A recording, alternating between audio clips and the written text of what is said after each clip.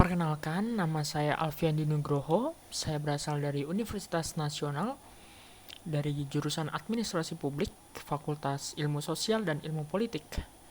Di sini saya akan menjelaskan sebuah konflik yang terjadi di kelompok masyarakat, khususnya kelompok kaum perempuan yang terjadi di sebuah negara, yaitu negara India, di mana hal ini dilatar belakangi oleh sebuah kejadian di kota New Delhi pada tahun 2012, di mana seorang wanita diperkosa oleh sekelompok geng, yang dimana hal ini menimbulkan banyak terjadi unjuk rasa di mana banyak yang menuntut bagaimana perlindungan hukum terhadap kaum perempuan, kaum wanita, khususnya terhadap kasta rendah di sana, karena di India masih memang menggunakan sistem kasta, sehingga dalam hal ini memaksa pemerintah India untuk berpikir apa yang harus dilakukan untuk dapat mengatasi hal tersebut. Dikarenakan hal ini sudah menyebar ke seluruh dunia, sudah menyebar ke internasional, sehingga pemerintah India memutar otaknya untuk melakukan apa yang harus dilakukan, yaitu dengan memperketat hukum, menegaskan bahwa setiap yang melakukan pemerkosaan, pelakunya akan dihukum dengan seberat-beratnya. Namun, hal ini malah banyak menimbulkan respon yang bisa dibilang tidak dipercaya, respon tidak percaya dari para aktivis yang beranggapan bahwa keputusan dari pemerintah itu hanyalah sebuah omong kosong, atau bisa dibilang hanya sebagai harapan palsu, sehingga banyak yang merasa bahwa keputusan ini tidaklah berarti apa-apa. Lalu, di mana selanjutnya pembahasan terhadap kasus yang kita sedang bahas kali ini, di mana dapat dijelaskan bahwa di India, seperti yang tadi saya bilang, kalau di India masih menggunakan sistem kasta ya, sehingga menjadikan hukum di negara tersebut terkadang timpang tindih, atau bisa kita bilang pilah-pilih. Khususnya ya, kita bisa tahu sendiri bahwa yang kita bahas sekarang adalah kasus diskriminasi terhadap kaum perempuan kan, dimana bahkan India sendiri dijuluki sebagai negara paling berbahaya bagi kaum wanita, dengan kira-kira kasus pemerkosaan itu yang terjadi bisa setiap 15 menit. Dan juga bahkan kalau kita melihat dari catatan yang dikeluarkan oleh Biro Catatan Kejahatan Nasional, rata-rata terdapat 90 kasus pemerkosaan yang terjadi setiap harinya pada tahun lalu, yaitu tahun 2019. Di mana serangan seksual tersebut banyak terjadi bagi para, khususnya perempuan yang memang berasal dari kasta rendah, yaitu atau bisa kita bilang masyarakat Dalit, yang memang di sini adalah sebagai kelompok masyarakat terendah di India. Lalu selanjutnya, di sini saya akan menguatkan opini saya terkait pernyataan saya tersebut, di mana saya mengutip dari beberapa artikel.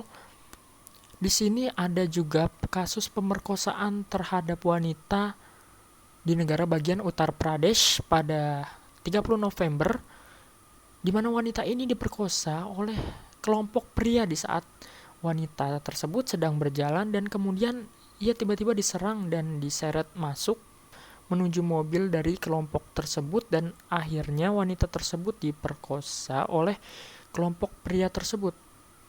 Sontaklah wanita ini langsung melaporkan kejadian ini kepada kepolisian setempat.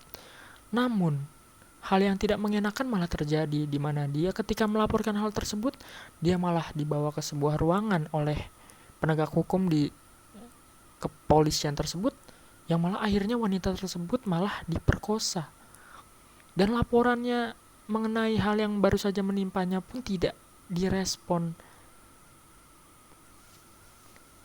Lalu di sini saya akan menganalisis kasus dari peristiwa tersebut, di mana di sini saya menggunakan teori konflik dari Lewis A. Coser, di mana bahwa teori ini menegaskan konflik dapat mempererat ikatan suatu kelompok, menciptakan kohesi, dan membantu fungsi komunikasi. Koster juga beranggapan bahwa konflik juga tidak semata-mata hasilnya akan berakhir negatif. Namun konflik di sini dapat menimbulkan konsekuensi yang bersifat positif, dapat berkontribusi banyak kepada kelestarian kelompok dan mempersatukan hubungan antara anggotanya, serta juga memiliki banyak dampak positif yang lain, khususnya bagi tatanan masyarakat. Dalam kasus ini, di mana kasus ini kan terkait tentang diskriminasi terhadap kaum wanita ya, yang tentu seperti pendapat Koser yang bahwa beliau menyebutkan kalau konflik itu dapat mempererat ikatan kelompok. Hal ini sesuai dengan kenyataan bahwa peristiwa ini memang menimbulkan respon-respon dari wanita-wanita lain, kelompok wanita lain yang merasa bahwa memang mereka simpati terhadap kasus ini dan mereka memutuskan untuk bergabung menjadi suatu kesatuan yang menuntut keadilan. Menuntut keadilan bagi kaumnya agar tidak terjadi kasus yang sama di masa depan. Lalu dengan terjadinya kasus ini dan adanya unjuk rasa dari kesatuan-kesatuan wanita, tentu hal ini membuat pemerintah India berpikir dan akan memperbaiki hukum di negaranya sehingga hal ini dapat mengakibatkan di kemudian hari masyarakat akan merasakan kehidupan yang lebih aman dan lebih tentram, khususnya bagi kaum wanita yang memang di sini sebagai korbannya. Nah, hal ini tentu saja menyatakan bahwa pendapat Koser memanglah benar, di mana dalam konflik ini menimbulkan suatu konsekuensi yang bersifat positif dan memiliki dampak positif bagi keberlangsungan kehidupan masyarakat, khususnya di masa yang akan datang. Lalu berakhir kepada kesimpulan, di mana di sini saya menyimpulkan bahwa hal tersebut atau kasus tersebut, konflik tersebut terjadi karena memang masih ada kurangnya pendidikan moral di negara tersebut. Tentu saja kalau misalkan kita hidup di sebuah negara yang memang memiliki moral yang kurang, kita mungkin akan merasa bahwa di negara itu tidaklah aman karena manusia tanpa moral itu bisa dibilang berbahaya. Jadi pada dasarnya di negara tersebut memanglah harus ditingkatkan moralnya untuk dapat mengatasi permasalahan ini.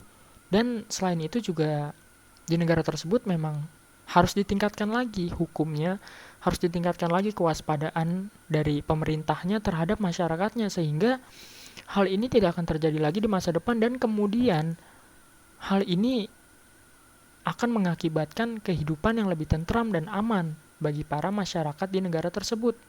Sehingga negara tersebut akan terlepas dari predikatnya sebagai negara yang tidak aman bagi kaum wanita atau kaum perempuan. Itu saja dari saya yang bisa saya sampaikan. Jika ada yang kurang-kurang atau yang salah, mohon dimaafkan.